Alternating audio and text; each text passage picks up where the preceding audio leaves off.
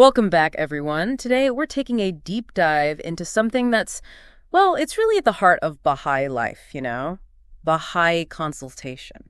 It's one of those things we talk about a lot, right? Yeah, we talk the talk. But are we walking the walk? There's this research paper we're diving into that really gets into the nitty-gritty of how to do consultation effectively. And it doesn't shy away from the hard stuff. Not at all. It talks about all the ways things can go wrong, even when everyone has the best intentions. It really digs into the hidden traps. Exactly, hidden traps. And one thing that jumped out at me right away was this whole idea that to achieve true unity. You need diversity of thought. It's a paradox, isn't it? But that's where the real magic happens, I think. Absolutely. And that's why we're going to be unpacking these traps, these obstacles.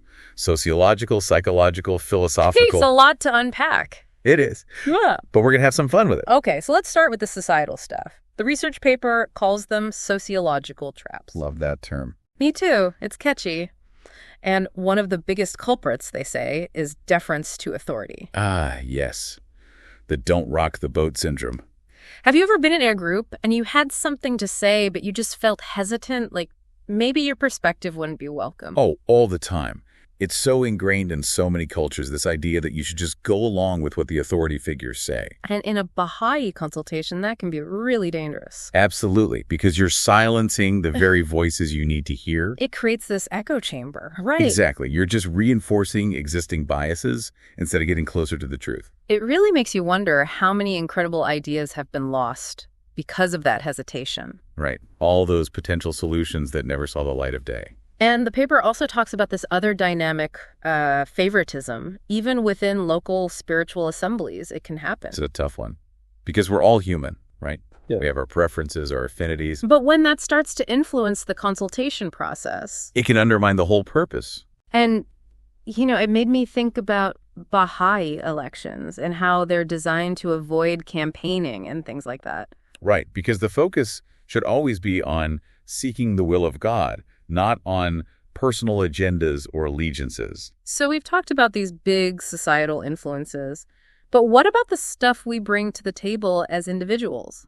Our own psychology? Oh, this is where it gets really interesting. Because sometimes our own minds can be the biggest obstacles. The paper delves into the role of the ego and how our brains are wired to defend our own ideas. Like, we see different opinions as a personal attack. Sometimes it's like our brains go into fight or flight mode when someone challenges our beliefs. Even if they're just trying to be helpful. Exactly. And then there's confirmation bias, which we've all probably experienced. Oh yeah, tell me about it. That's where you only see the information that confirms what you already believe. And you conveniently ignore everything else. It's like we're building these little mental fortresses around our own ideas. And it can be so hard to break out of them. And then there's groupthink, which is kind of the opposite of what we want in consultation. So explain groupthink to me. It's where everyone's so focused on maintaining harmony. That they don't want to speak up or challenge anything. Exactly. It's Yeah. like, let's just keep the peace, Yeah. even if it means making a less than optimal decision. It's sacrificing truth for the sake of comfort, basically. In a nutshell, yes. Yeah. And the paper also talks about the fear of vulnerability as a major obstacle. Oh, that's a big one. It can be so scary to open up and share your true feelings, especially in a group setting. It's natural to want to protect ourselves. But in consultation, that fear can lead to this really superficial kind of agreement. Where everyone's nodding along, but no one's really being honest. Yeah, like we're afraid to rock the boat. And it ends up hindering the whole process. And then there's this whole other layer of complexity, which is how we interpret what other people are saying. Like sometimes we hear what we want to hear. It's more than that. The paper talks about psychological projection. Okay, explain that one. It's where we unconsciously project our own feelings and assumptions onto others. So we're not really hearing them, we're just hearing our own stuff reflected back at us. In a way, yes. And it can lead to all sorts of misunderstandings.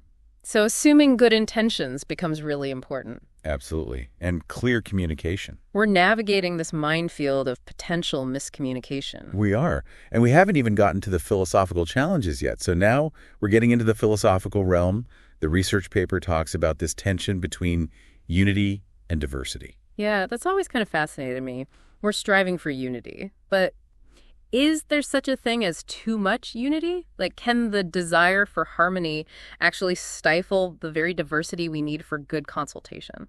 It's a great question. And the Baha'i writings actually offer some really interesting guidance on this. Okay, lay on me. Well, they emphasize that true unity isn't about erasing our differences or forcing everyone into a single mold. So it's not about everyone agreeing all the time. Which I have to admit, I've been in consultations where, I bit my tongue. Oh, sure. Because I didn't want to disrupt the good vibes. Slow. Yeah, but then I'm like, wait, am I really contributing? Am I helping us get closer to the truth? Exactly, because if everyone in the room already agrees, there's not much point in having a consultation, is there? Right. You're just reinforcing existing ideas. It's like that old saying, if two people always agree, one of them is unnecessary. Love that. Okay, so another philosophical challenge the paper brings up is this tension between pursuing truth and making practical decisions. Ah, yes. The ideal versus the real world. Because sometimes finding the absolute truth is just not feasible. Or it might require compromises that are hard to swallow. Yeah, the paper gives this example of a community project where, maybe the most eco-friendly option is also the most expensive. So do you go with the cheaper, less sustainable option just to get things done? It's a tough call. It is. And the paper encourages us to really think about this tension in our own lives. How do we balance our ideals with the realities of the situation? It's a question we all have to grapple with. So we've talked about all these obstacles, but the good news is the paper also offers some practical strategies for safeguarding consultation, making sure it actually works the way it's supposed to. Right.